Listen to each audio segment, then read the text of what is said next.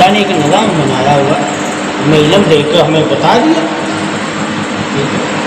ولی کا مطلب کیا ہے؟ اللہ سے دوست۔ اللہ کس کو نہیں اپنی دوستی کی طرف بلاتا؟ سب کو بلاتا ہے۔ اس نے شرطیں رکھی ہوئی ہیں بس۔ جب ہمیں پتہ چل گیا اللہ کی شرط کیا دوستی کی، عہد کا پاسدار ہونا، کیا ہونا؟ سچا ہونا، مخلص ہونا، ایماندار ہونا، ٹھیک ہے، رحم دل ہونا، عبادت گزار ہونا، متقی اور پرہیزگار ہونا، یہ شرطیں اس کو کیا ہے؟ یہ کوئی بھی کام کرے گا اللہ اسے بالکل لائے دے گا۔ پھر اس دور کے جو ولی ہوتے ہیں ان کو پتہ ہوتا ہے کہ اللہ نے کس کو بلائی تھی، ان کو پتہ ہوتا ہے۔ وہ پھر عزت کیا ہے، ولایت کا عزت، قدر، اس کو اسلام قدر کرتا ہے۔ وہ پھر جہاں جائے گا ہر نفس اس کی قدر کرے گا، کیا کرے گا؟ وہ وارث ہو جاتا ہے، کیا ہوتا ہے؟ وارث ہو جاتا ہے۔ وہ پھر ہر نفس کو اپنا سمجھتا ہے، کیا سمجھتا ہے؟ کسی کو غیر نہیں سمجھتا، ٹھیک ہے؟ اس لیے وہ ہر کسی کی اصلاح اسی طرح کرتا ہے جس طرح وہ اپنی اصلاح کر رہا ہوتا ہے۔ ہر کسی کو وہی سکھاتا ہے جس طرح وہ خود سیکھ کے آگے بڑھا ہوتا ہے۔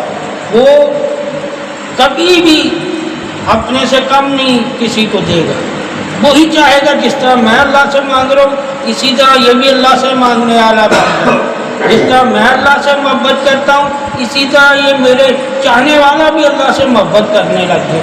جس طرح مجھے اللہ نے علم دیا اسی طرح میرے قربت میں بیٹھنے والا بھی اللہ سے علم لے، اس کی وہی چاہت ہوگی جو اللہ رسول کی چاہت۔ اللہ رسول کی جب اسے چاہت کا ہی نہ پتہ ہوگا تو وہ اللہ رسول کی چاہت کی طرف بلائے گا کیسے؟ تو جو اللہ رسول کی طرف چاہت کی طرف بلانے کا اسے پتہ ہی نہیں ہوگا وہ ولی نہیں ہوگا، ٹھیک ہے؟ سمجھو ولایت اللہ کی چاہت ہے، کیا ہے؟ جس کو وہ چاہنے لگ جاتا ہے اسے ولی بنا دیتا ہے، ٹھیک ہے؟ اور جو اسے چاہنے لگ جائے گا وہ اللہ کو ولی ماننے لگ جائے گا، یعنی کہ دوست ماننے لگ جائے گا۔ پھر پردے نہیں رکھے گا، کیا نہیں رکھے گا؟ نہ اللہ اپنے خزانوں کے پردے اٹھا دے گا اور بندہ اپنے خزانوں کے چھپائے گا نہیں، کیا نہیں چھپائے گا؟ سمجھ گئے؟ تو ولایت کی یہ سب سے پہلی دلیل ہے کہ وہ تم سے کوئی چیز چھپائے گا۔ اگر دولت ہے اس کے پاس دولت تمہارے سامنے رکھے گا، چھپائے گا، ٹھیک ہے؟ سمجھ گئے؟ فائدہ اٹھانا نہ اٹھانا تم لوگوں کا مقصد ہے، ٹھیک ہے؟ نقصان کرنا نفع کرنا تمہارا ہے، وہ تمہیں بتا دے گا، ٹھیک ہے؟ جیسے اللہ کا نظام ہے کہ میں نے تمہیں بتا دیا ہے، تم روزی حلال کما رہے ہو یا حرام کما رہے ہو، میں نے تجھے بتا دیا روزی حاصل کرنے کے طریقے، ٹھیک ہے؟ حلال طریقے سے اگر تم لوگ حاصل کرو گے تو اللہ راضی ہوگا، حرام طریقے سے حاصل کرو گے اللہ راضی نہیں ہوگا، مگر تم راضی ہوگے، تمہارا نفس راضی ہوگا۔ اسی طرح ولی جو ہوتا ہے وہ تمہیں طریقے بتا دے گا اللہ کے قرب کے، اللہ کی معرفت کے، ٹھیک ہے؟ اللہ کے نور کے، اللہ کی پناہ کے، اللہ کی رحمت کے۔ اس کا کام یہ طریقے بتانا کہ اللہ تمہارے قریب کیسے ہو جائے گا، اللہ کی رحمت کو کیسے حاصل کرو گے، اللہ کے انعامات والے بندے کیسے بنو گے، ان بندوں میں شامل کس طرح ہوگے، متقی کیسے بنو گے، پرہیزگار کیسے بنو گے، ٹھیک ہے؟ شبیدار کیسے بنو گے، عاشق اللہ کے کیسے بنو گے، محبت کرنے والے کیسے بنو گے، اللہ تعالیٰ کو اپنے ساتھ ماننے والے کیسے بنو گے، توکل والے کیسے بنو گے، صبر استقامت اور درگزر والے کیسے بنو گے، یہ سارے طریقے ولی تمہیں بتائے گا۔ اس کے اوپر فرض ہے کہ تجھے وہ طریقے بتائے جس سے اللہ رسول کے قریب ہو جاؤ تم۔ معاشی طور پہ جو علم معاشیات کا رکھے گا وہ تمہیں وہ طریقے بتائے گا، ٹھیک ہے؟ جو شرع کا علم رکھے گا وہ تمہیں شرع والے طریقے بتائے گا، جو دوستی کا علم رکھے گا وہ تمہیں دوستی والے طریقے بتائے گا، معرفت والے طریقے بتائے گا، نظر اور کشف والے طریقے بتائے گا، احساس اور محسوسات والے طریقے بتائے گا، خوشبو کے طریقے بتائے گا کہ جب تمہیں کوئی خوشبو محسوس ہو تو یاد رکھنا کوئی نہ کوئی نیک روح تیرے قریب سے گزری ہے، اس طرح کے وہ طریقے بتائے گا، ٹھیک ہے؟ تو یہ بتانا ولایت میں بھی لازم ہے، بتانا دین میں بھی لازم ہے، بتانا شرع میں بھی لازم ہے، بتانا ہمدردی میں بھی لازم ہے، بتانا دوستی میں بھی لازم ہے، بتانا انسانیت میں بھی لازم ہے، اور بتانا ایمان میں بھی لازم ہے۔ یعنی کہ خبر دینے والا تو نے ہر حال میں بننا ہے، چاہے تو ولایت رکھی ہے پھر بھی خبریں دے لوگوں کو، چاہے تو علم رکھا پھر بھی خبریں دے لوگوں کو، چاہے تو پاکی رکھی ہے پاکی کی خبریں دے، چاہے تو ادب والا ادب کرنے کے طریقے کی خبریں دے، وہ ادب یہ ہے، وہ تجھے خبریں لوگوں کو دینی ہے، خبریں دینا ہی اللہ کا حکم ہے۔ اور اللہ کی دوست یہ ہے کہ وہ اگر چل بھی رہا ہے تو اس کے دوست کا چلنے کا طریقہ بھی لوگوں کے لیے نافع ہے، اگر ان طریقے سے تم علم نہیں لے رہے مگر ان کے نقش قدم کا چل رہے ہو تو اللہ تعالیٰ اس میں بھی تمہیں کہتا ہے کہ تم انہی کے ساتھ ہو، جن کے طریقے پہ تم چل رہے۔ بہت سے لوگ ہیں علم نہیں لیتے مگر وہ صحبت میں ہی رہتے ہیں اور ان کے پیچھے چلتے ہیں، وہ پھر وہ صحبت میں سیکھنا ہوتا ہے، کیا ہوتا ہے؟ ایک علم والوں کی صحبت میں سیکھنا، ایک آداب والوں کی صحبت میں سیکھنا، تو سیکھنا ہر حال میں، چاہے ولی کے پاس بیٹھے ہو وہاں بھی سیکھنا تمہارے لیے لازم ہے، ٹھیک ہے؟ چاہے ہنر والوں کے پاس بیٹھے ہو وہاں بھی سیکھنا تمہارے لیے لازم ہے، چاہے علم والوں کے پاس بیٹھے ہو وہاں بھی سیکھنا تمہارے لیے لازم ہے، چاہے حکمت والوں کے پاس بیٹھے ہو وہاں بھی سیکھنا۔ بس جس کے پاس بیٹھتے ہو اللہ تعالیٰ پوچھے گا تو نے وہاں سے کیا سیکھا، وہاں کیوں بیٹھتے تھے، کیا مقصد تھا تمہارا، تمہیں میں نے زندگی دی اسی لیے تھی کہ جس راستے میں بھی تو چلے گا تو مجھے اپنے ساتھ پائے گا۔ تو کون سا راستہ اختیار کیا؟ حکمت کے راستے میں مجھے چل پڑا تو حکمت بھی تو میری تھی، علم کے راستے پہ چلا تو علم بھی میرا تھا، رزق کے راستے پہ چلا تو رزق بھی میرا تھا۔ جس راستے پہ بھی تو نے چل کر کوئی چیز حاصل کی ہے اللہ کہے گا وہ میری تھی، اور تو مجھے نہیں پہچان سکا جب میری چیزیں سے تو نے فائدے اٹھائے تو تو جس کو جو ان چیزوں کو بنانے والا تھا اس پہ ایمان کیوں نہیں لایا؟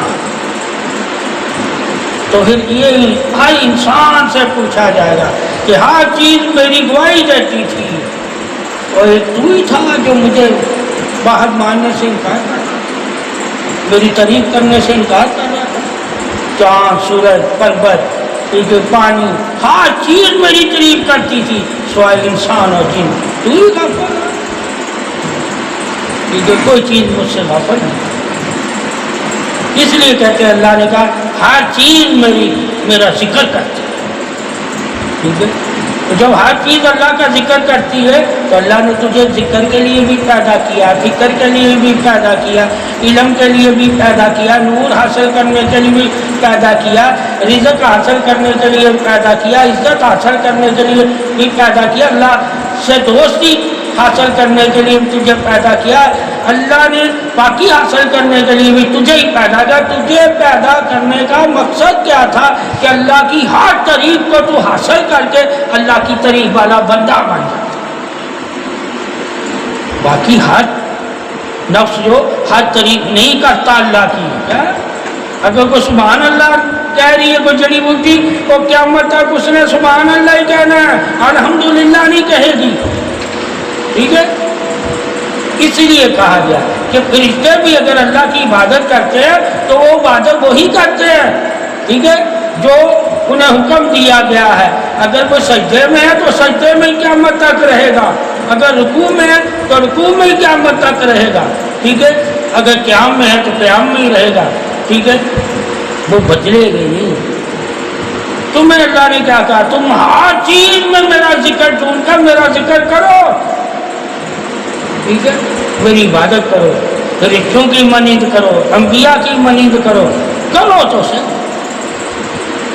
اس لیے کہتے ہیں انسان ولایت کے پاس بیٹھے تو وسعت والا دین رکھے، وسعت والا، کہ کہیں سے بھی کوئی بھی کچرا ہمیں ملے ہم اس کچرے کو ضائع نہ کریں، ٹھیک ہے؟ تو یہ برسات کی بوندیں ہیں کہ جب یہ لوگ بولتے ہیں علم والے یا اللہ والے یا جو عالم دین ہوتے ہیں، دین کے پیروکار یا دین کو آگے بڑھانے والے یا دین کی تبلیغ کرنے والے یا دین کی طرف بلانے والے، یہ سارے اللہ کی رحمت کی بوندیں ہوتی ہیں، یعنی کہ یہ تمہارے لیے ایک برسات کے مانند ہے کہ اس وقت اللہ تم پہ برسات کر رہا ہوتا ہے جب تم دین کی باتیں سنتے ہو۔ یہ مت سوچا کرو کہ کون سنا رہا ہے، ٹھیک ہے؟ یہ جو ہے سنانے والا کوئی بھی ہو، تم نے یقین رکھنا ہے اللہ رسول کی اگر بات ہو رہی ہے تو ہم پہ اللہ اپنی رحمت برسا رہا ہے، اپنا کرم برسا رہا ہے، اپنی عطائیں برسا رہا ہے، اپنی بخشت برسا رہا ہے، یہ ساری برساتیں اللہ ہی برسا رہا ہے، بندہ کوئی نہیں برسا رہا، بندہ کوئی نہیں ہو سکتا، مگر اللہ کی طرف آپ نے دھیان دینا ہے کہ اللہ اس بندے کی بات سننے سے جو یہ اللہ رسول کی بات سنا رہا ہے اس کے بارے میں اللہ رسول نے کیا فرمایا ہوا ہے کہ میری اور میرے دین کی، میری اور میرے دین کی محبت، میری اور میرے دین کی اطاعت والے جو لوگ ہیں اگر تم وہ اس طرح بلاتے ہیں تو ان کا بیان کس معنی میں لوگ ہیں؟ اللہ رسول کے، یعنی کہ یہ اللہ رسول ہی بتا رہا ہے، ٹھیک ہے؟ ہاں خود سے ذاتی باتیں ہیں جو وہ تم لے سکتے ہو، یہ اس کی ذاتی رائے تھی، جو ذاتی رائے ہے اس میں تمہیں اختیار ہے تو مانو یا نہ مانو، مگر فساد کرنے کا حکم نہیں ہے کہ ذاتی رائے پہ لڑنے لگ جاؤ، ٹھیک ہے؟ آج وہ ہے ذاتی رائے پہ لوگ ایک دوسرے کو نیچا دکھا کے لڑنے لگ جاتے ہیں، ذاتی رائے میں اختیار ہے، مان نہ مان مگر جھگڑا نہ کرنا ہے۔ اس لیے تمام عالم دین نے ذاتی رائے پہ جھگڑا نہیں کتابوں میں لکھا ہوا کہ مانتے ہو تو ٹھیک ہے، نہیں مانتے اگر بلا ہے اس بات میں کیا ہے اس میں تمہارا نافع ہے تو مان لو، اگر تمہارا اس بات میں نافع نہیں ہے تو نہ مانو۔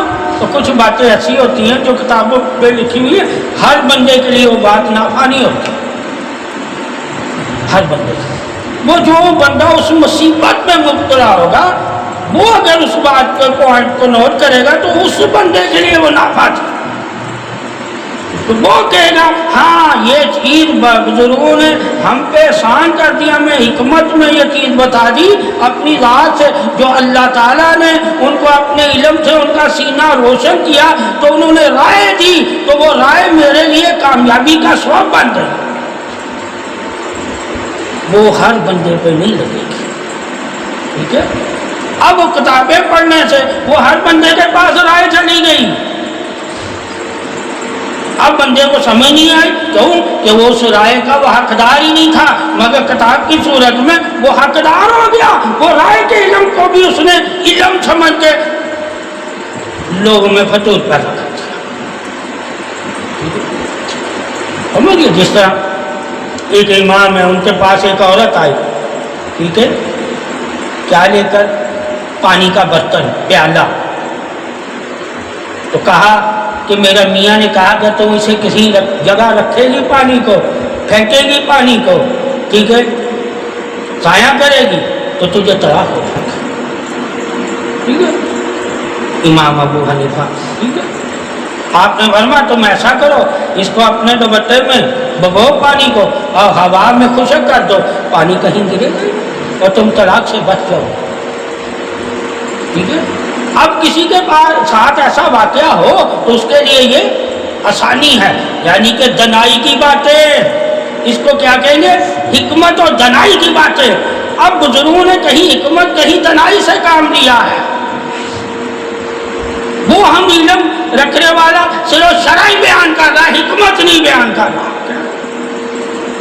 اس پہ آ کے جو شرع والا اعتراض کر لے گا، یہ کہاں لکھا ہوا ہے؟ کہا حدیث میں پڑھ، قرآن میں پڑھ، کچھ لوگ تم میں دانا بھی ہوتے ہیں، دانا بھی ہوتے ہیں، کچھ لوگ حکمت والے ہوتے ہیں، ٹھیک ہے، دانا سے بھی اصلاح لے لو اور تمہارے نافع کی بات کرے گا. تو جب ہمیں یہ سارا علم ہوگا ہم نے حکمت والوں سے بھی بات سننی ہے, دانا کی بھی بات کرنی, اور کچھ تمہارے اندر عقل والے بھی ہوتے ہیں وہ تمہیں عقلی دلیلیں دیں گے, ان سے بھی لے لو. ٹھیک ہے. اب جہاں جس نفس سے تمہیں نافع ملتا ہے ہر نفس سے تجھے قرآن کہتا نافع حاصل کر لے, اور جو نفس تمہیں نقصان دیتے ہیں ان نفسوں سے نقصان سے بچو.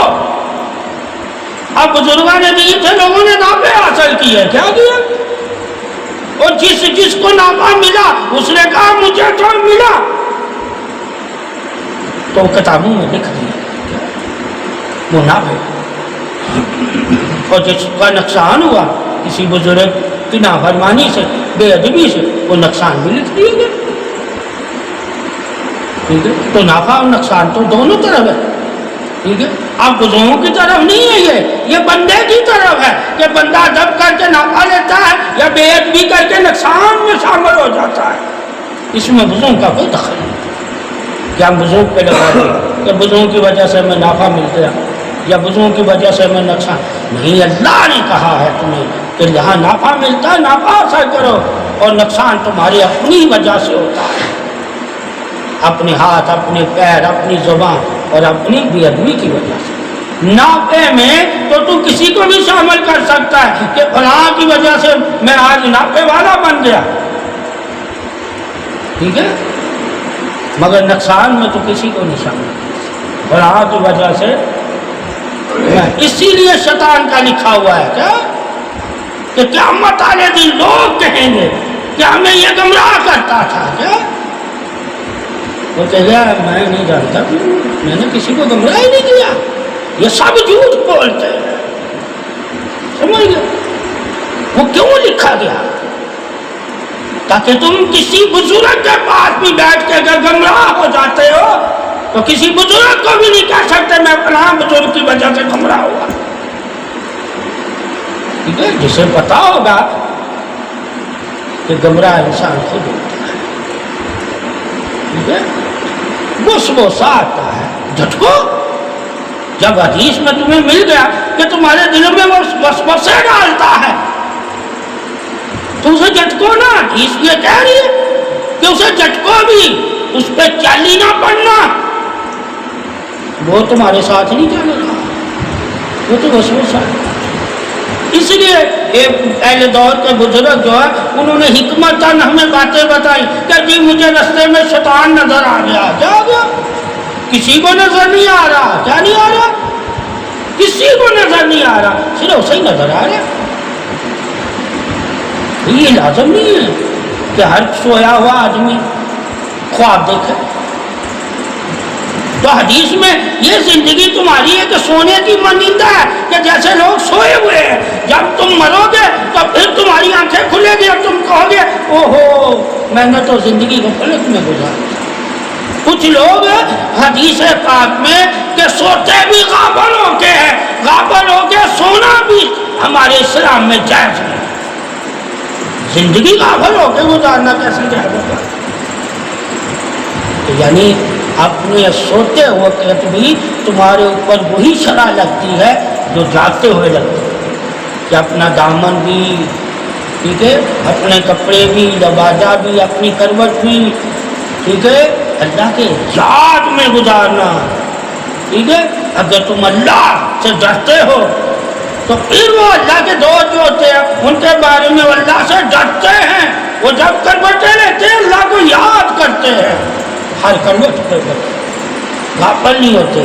یعنی کہ اللہ کے والوں کی نشانی ہے کہ وہ سوئے ہوئے بھی غافل نہیں ہوتے, اللہ کو یاد کرتے سوتے ہیں. اور حدیث پھر کیا کہتی ہے ان کے بارے میں کہ ان کا سونا بھی عبادت ہے. یہ اللہ کا احسان ہے کہ مومن کا سونا یا ایمان میں سلامتی والوں کا سونا اللہ نے عبادت میں لکھا ہے, کیونکہ وہ اللہ کو یاد کرتے ہوئے سوئے ہیں, اس لیے عبادت. غافل کا سونا اور اللہ کے یاد کرنے والے کا سونا دونوں سونے میں بتا دیا ایک غافل ہو کے سویا، اس کا سونا اللہ کی بارگاہ میں کوئی عبادت نہیں ہے، اور ایک اللہ کو یاد کرتے ہوئے سویا ہے، اس کا سونا بھی عبادت ہے، تاکہ کوئی یہ نہ کہے ٹھیک ہے کہ بندے کے آرام میں اللہ راضی نہیں ہوتا۔ بندے کا آرام کرنا بھی اللہ کی نظر میں عبادت ہے، بندے کا دیکھنا بھی عبادت، بندے کا چلنا بھی عبادت، بندے کا سوچنا بھی عبادت، بندے کا بولنا بھی عبادت، بندے کا کھانا بھی عبادت۔ تو جب ہم دیکھیں گے اسلام میں انسان کو کیا کیا عظمتیں اسلام نے عطا کی ہیں، تو اسلام نے بندے کو سراپائی عبادت والا بنا کر ٹھیک ہے ہم پہ انعام و کرم و رحمتیں کرتے ہیں۔ اس لیے کہتے ہیں جب تم کاروبار کرتے ہو یعنی کہ رزق حلال کی تلاش میں نکلتے ہو تو وہ تلاش کرنا بھی تمہارے لیے عین عبادت ہے۔ حلال رزق بھی عبادت کے زمرے میں آ گیا، سونا بھی عبادت کے زمرے میں آ گیا، انسان کا دیکھنا بھی عبادت کے زمرے میں ہے، انسان کا چلنا بھی عبادت کے زمرے میں ہے۔ اگر اللہ اور اس کے رسول کے سے فرمان معلوم ہے کہ میں نے چلنا کس طرح ہے، میں نے بولنا کس طرح ہے، میں نے دیکھنا کس طرح ہے، میں نے کسی سے ملنا کس طرح ہے، میں نے رزق کیسے حاصل کرنا ہے، میں نے عزت کیسے حاصل کرنا ہے، میں نے لوگوں سے ہمدردی میں کیسے بولنا ہے، یہ سارا اگر دین اسلام سے اس نے سیکھا ہوگا تو اس کی عبادت ہے زندگی۔ اس لیے عالموں نے کہا تم پہ لازم ہے پہلے اسلام سیکھو تو صحیح، کلمہ اسلام نہیں ہے۔ ہم تو کلمہ پڑھنا ہے، مسلمان کلمہ توحید اور رسالت پہ ایمان لے آئے، ایمان لے آئے بس۔ توحید اور رسالت کو نہ جانا نہ پہچانا اور نہ توحید اور رسالت کی معرفت یعنی کہ نور کو دیکھا۔ یہ تم نے کوشش کرنی جب تم کلمہ پڑھو آگے بڑھنے کی، کیا اللہ کے راستے پہ چلنے کی، اللہ کی عبادت کرنے کی، نیکی کرنے کی۔ صرف کلمہ ہی تمہارے لیے نیکی نہیں ہے، کلمہ تو تمہارے لیے نیکیوں کے دروازے کھولتا ہے،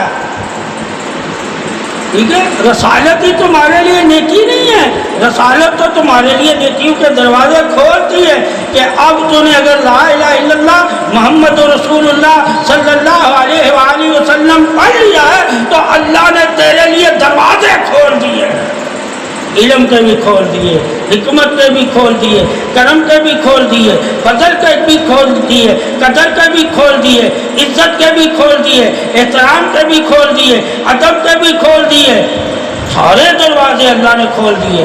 اب ہر دروازے سے تو کچھ بھی اللہ سے مانگے گا وہ تجھے دے گا، تو کوشش کرنے والا بن جا، یعنی کہ لا الہ الا اللہ محمد رسول اللہ تمہیں جہاد کی تعلیم دیتا ہے، یعنی کہ کوشش کرو اب آگے بڑھنے کی، اور اس رسی کو نہیں چھوڑنا، یعنی کہ اسی رسی سے آگے بڑھو گے تو سلامتی والے کہنا یہ ساتھ ساتھ ہے تمہارے، کیا ہے لا الہ الا اللہ بھی تمہارے ساتھ ہے اور محمد رسول اللہ صلی اللہ علیہ وآلہ وسلم بھی تمہارے ساتھ ہے۔ ان کا ساتھ ہی تمہارے لیے رحمت کا دروازہ بھی ہے، کرم کا دروازہ بھی ہے، عطا کا دروازہ بھی ہے، معرفت کا دروازہ بھی ہے، حلال رزق کا دروازہ بھی ہے، عظمت کا دروازہ بھی ہے، بخشش کا دروازہ بھی ہے، پناہ کا دروازہ بھی ہے، انعام کا دروازہ بھی ہے، کرم کا دروازہ بھی ہے، فضل کا دروازہ بھی ہے، ہر دروازہ ہے۔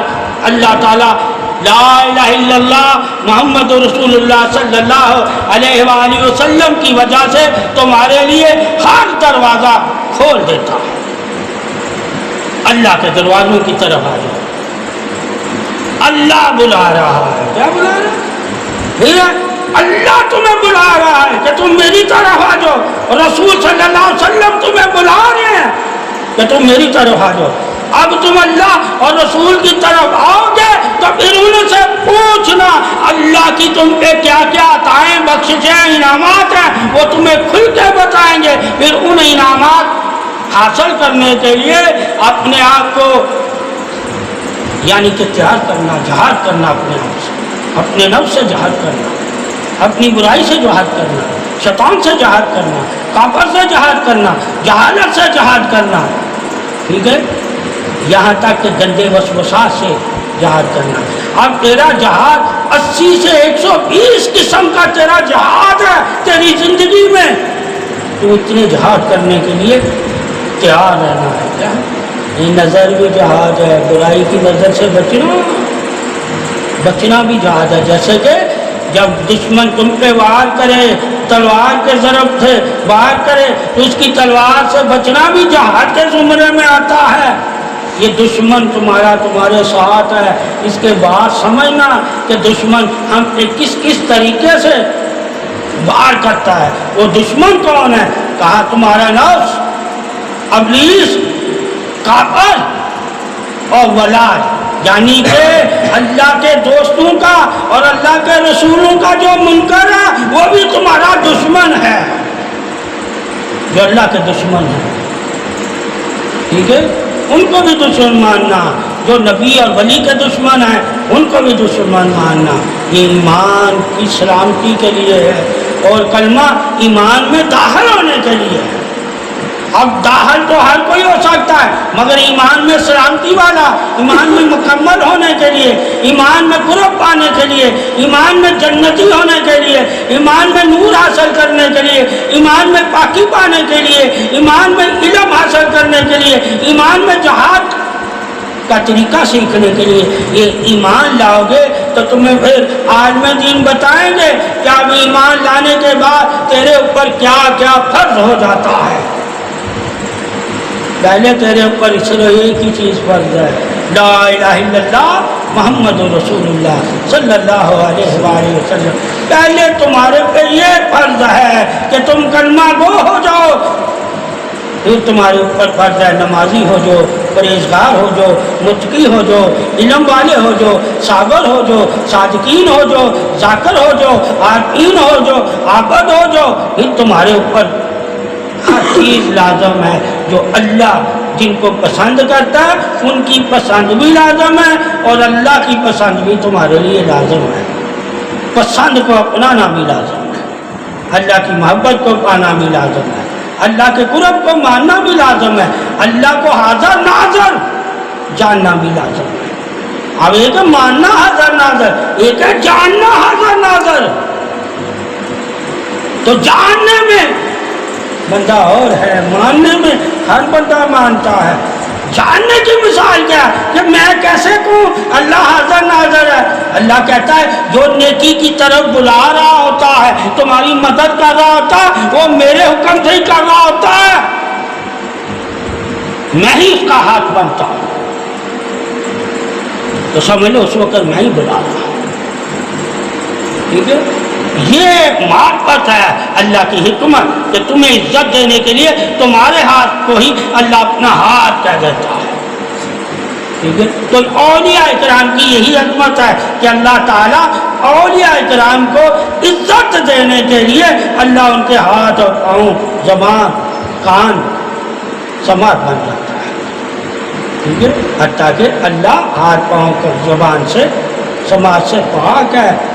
مگر وہ پاک ہے، جو پاک ہوگا وہی پاک ہو کر پھر اللہ کی زبان بن جاتا ہے. وہ بھی پاک ہی، نہ پاک اللہ کی زبان والا نہیں ہے. اس لیے اللہ تعالیٰ اس کو ولایت کا درجہ دیتا ہے جب وہ پاک ہو جاتا ہے. پاک کا مطلب اس کے اندر لالچ نہیں ہے، طمع نہیں ہے، بغض نہیں ہے، حسد نہیں ہے، کینہ نہیں ہے، چغلی نہیں ہے، ریاکاری نہیں ہے، دکھاوا نہیں ہے، بدعت نہیں ہے، شرک نہیں ہے. ٹھیک ہے، کتنی چیزیں اس کے اندر سے ختم ہو جائیں گی. تو جب وہ چیزیں ختم ہو جائیں جس کے اندر سے، تم جان لو کہ اس کا بلاوا ہی اللہ کا بلاوا ہے، اس کا دینا ہی اللہ کا دینا ہے، اس کا سمجھانا ہی اللہ کی طرف سے سمجھانا ہے، اس کا بولنا ہی اللہ کی طرف سے بولنا ہے. مگر اس کی حد بھی ہے کہ یہ اللہ کی طرف سے ہے، اللہ نہیں ہے بس. یہ حد، ٹھیک ہے، یہ اللہ نے ایک اپنا خلیفہ بنایا ہوا ہے بندے کو. ٹھیک ہے، تو بندہ ہر کوئی خلیفہ ہے اللہ کا اگر وہ اپنی خلافت سے واقف ہو جائے. تو جو اپنی خلافت سے واقف بھی نہیں، اپنی خلافت کا برہم ہی نہیں جانتا، اپنی خلافت کی عظمت ہی نہیں جانتا، اپنی خلافت کی قدر ہی نہیں جانتا، اپنی خلافت کا مقام ہی نہیں جانتا، اپنی خلافت کی دوستی نہیں جانتا، وہ کوئی خلیفہ نہیں، وہ جاہل ہے۔ اس لیے ہر کوئی خلیفہ ہے اللہ کا، آدم کی اولاد کی نسبت سے، ٹھیک ہے؟ اگر تم بھی آدم کی طرح ہو جاؤ ہو جاؤ۔ اب آدم علیہ السلام کے بارے میں پڑھ لو، نہیں تم نے کسی نبی کے بارے میں پڑھا تو آدم علیہ السلام کے بارے میں پڑھ لے کہ اللہ تعالیٰ نے آدم علیہ السلام کو عزت کس وجہ سے دی، اور کیوں کہا تو میرا خلیفہ ہے، جبکہ اور بھی مخلوق تھی، صرف آدم کو، اور مخلوق کو اللہ نے اپنی رحمت سے نہیں بنایا، کیا نہیں بنایا؟ اپنے نور سے نہیں بنایا، اپنی تجلی نہیں دی، اپنے قرب میں نہیں بٹھایا، خود سے گفتگو نہیں کی، آدم سے سب کی، اور کسی مخلوق کی محبت نہیں دیکھی کہ اکیلے بیٹھی ہوئی ہے، بے چین ہے، آدم کو دیکھا۔ تو مخلوق میں فرق کریں گے، کب کریں گے؟ جب آدم علیہ السلام کا بننا، آدم علیہ السلام کو جو اللہ نے خوبیاں عطا کی، ان خوبیوں کا مل جانا، اور اللہ تعالیٰ نے جو آدم علیہ السلام سے ہم کلامی کی، اور اللہ تعالیٰ نے جو جنت میں آدم علیہ السلام کو مقام عطا کیا، اور اللہ تعالیٰ نے جو آدم علیہ السلام کے ساتھ بیٹھا جنت میں، وہ ساری باتیں جانیں گے تو پھر ہمیں پتہ چلے گا کہ اللہ تعالیٰ نے اور کسی کے ساتھ ایسا کام نہیں کیا جو آدم علیہ السلام اور کسی کو بنایا ہے تو اس طرح نہیں بنایا جس طرح آدم علیہ السلام کو بنایا، اور کسی کی تعریف کی ہے تو اس طرح نہیں کی جس طرح آدم علیہ السلام کی تعریف کی ہے، اور کسی کو اگر نگاہ دی ہے تو ایسی نگاہ نہیں دی جیسی آدم علیہ السلام کو دی، کہ یعنی کہ رب کو دیکھنے والی قوت، کسی نگاہ میں وہ قوت نہیں تھی جو اللہ کا دیدار کر سکے۔ نگاہیں تو سب کی تھی، فرشتوں کا بھی تھی، وہ فرشتے بھی اللہ کے نور کے قریب نہیں ہو سکتے۔ وہ قرب اصل جو اولیاء کرام تمہیں بتاتے ہیں کہ اللہ کے قریب ہو جاؤ، کیا ہو جاؤ؟ دین تمہیں عبادت کے ذریعے قریب کرتا ہے، عبادت تمہیں نور کے ذریعے قریب کرتی ہے، یہ تمہیں ڈائریکٹ نور کے ذریعے قریب کرنا چاہتے ہیں۔ فرق یہ ہے، فرق یہ ہے، ٹھیک ہے؟ یہ کہتے ہیں نور کا تصور بنا لو، ٹھیک ہے؟ اب کسی اور چیز کا تصور نہ ہو، ٹھیک ہے؟ اب جس چیز سے تمہیں نور ملنا ہے اس کے بعد تمہیں نور کا تصور بنانا ہے۔ یہ کہتے ہیں ملے نہ ملے تم یقین کر لو کہ تم اللہ کے نور کو دیکھ رہے ہو۔ یہ پھر عقل میں نہیں آتی، نور عقل میں نہیں آتا۔ اس لیے صوفیاء کرام کی باتوں پہ کچھ لوگوں کو اعتراض ہو جاتا ہے، ٹھیک ہے؟ کہ وہ جب ایسی باتیں کرتے ہیں جو نوری ہوتی ہیں وہ عقلی نہیں ہوتی، تو وہ پھر کہتے ہیں سینہ نور سے روشن ہوگا، تمہارے دل کے پردے روشن ہوں گے۔ جب تمہارے دل کے پردے روشن ہوں گے تو تمہیں ان پردوں میں چھپی ہوئی باتوں کا علم ہو جائے گا۔ ثابت ہوا نور ہی تمہیں چھپی ہوئی باتیں بتا رہا ہے، یعنی کہ قرآن بھی اللہ کے نور المبین، یعنی کہ قرآن بھی اللہ کا نور کی کتاب ہے، یہ بھی تمہیں چھپی ہوئی باتیں بتاتا ہے۔ ایمان رکھنا تیرے لیے لازم ہے۔ اسی طرح ولی کو جب یہ قرآن کا نور ملتا ہے یہ بھی تجھے چھپی ہوئی باتیں بتاتا ہے، مگر اس پہ ایمان رکھنا لازم نہیں ہے۔ تم اگر ولایت کے درجے کو جانتے ہو، اگر ولایت کی عظمت کو جانتے ہو، اگر ولایت کے مقام کو جانتے ہو، اگر ولایت کے رحم کو جانتے ہو، اگر ولایت کی پاسداری کو جانتے ہو، اگر ولایت کے کرم اور انعام کو جانتے ہو، اگر تم جانتے ہو تو پھر منکر نہیں ہو پاؤ گے۔ پہلے ولایت کے بارے میں پڑھتے ہو، تو نے قرآن کے بارے میں پڑھ لیا، تو نے انسان کے بارے میں پڑھ لیا، تو نے جڑی بوٹیوں کے بارے میں پڑھ لیا، تو نے نافع اور نقصان کے بارے میں پڑھ لیا، ہر چیز تو نے پڑھ لی ہے، مگر تو نے ولایت کے بارے میں نہیں پڑھا کہ اللہ تعالیٰ نے ولی کے سینے میں کیا کیا راز رکھے ہوتے ہیں، جیسے قرآن کے سینے کو بھی اللہ کا راز کہو گے۔ ٹھیک ہے، اگر تم قرآن پڑھتے رہو گے تو اللہ تمہیں اس کی بدولت، اس کی محبت کی بدولت میں تمہارا سینہ کھولے گا۔ ایک ہے سینہ کھلنا، ایک ہے قرآن کا علم ملنا۔ اب علم تو ہر جگہ تمہیں مل جائے گا، اب جس کا قرآن نے سینہ کھولا ہوگا وہ ہر بندہ نہیں تمہیں۔ اسی طرح بزرگان دین کا صاحب ہے کہ کہیں تمہیں علم مل رہا ہے، کہیں تجھے شہرت مل رہی ہے، کہیں تجھے دولت مل رہی ہے، کہیں تیری مرادیں پوری ہو رہی ہیں، کہیں تجھے شفاعت مل رہی ہے، کہیں تجھے انعام مل رہے ہیں، مگر کچھ لوگ ایسے ہیں کہ وہ تمہارا سینہ کھولتے ہیں، ٹھیک ہے، وہ سینے میں نور پیدا کرتے ہیں۔ ہر جگہ سینہ نور نہیں ملے گا، مگر خزانے ہر جگہ چھپے ہوئے ہیں، خزانے ہر جگہ چھپے، یہ جاننا لازم ہے۔